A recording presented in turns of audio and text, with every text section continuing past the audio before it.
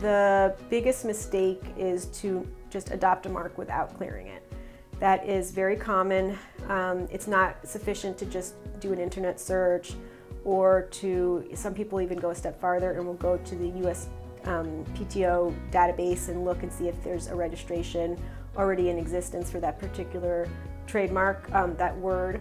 That is insufficient.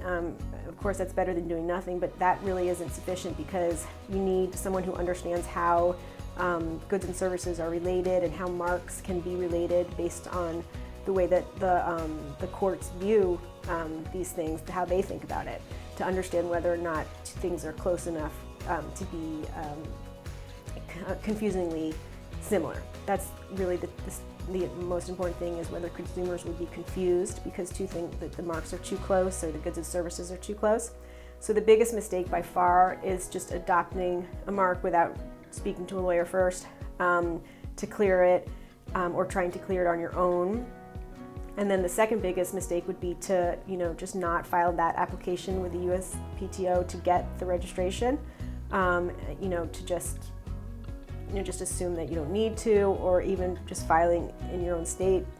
That's not always a mistake, but it's really for the cost of what it is, it's incredibly worthwhile investment, and a lot of businesses just don't know about it.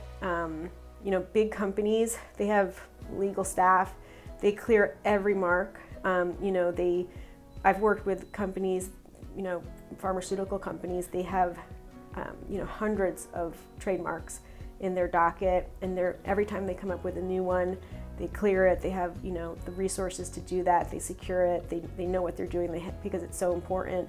Whereas a small business, people are they're busy getting their LLC created, kind of coming up with their business plan, getting things rolling, and they don't really think about that trademark being something that can be taken away. You can actually get trademark rights before you've even started using it.